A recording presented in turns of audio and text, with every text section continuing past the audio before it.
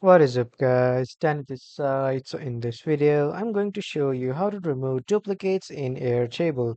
So first you need to head over to the Airtable's website and then you need to log in with your Airtable account, and after that when you have been redirected to the home page, from here you need to open your recent inventory, and after opening your recent inventory, you will see the tools section here on the right side, and when you give it a click, you will see the extensions tab here.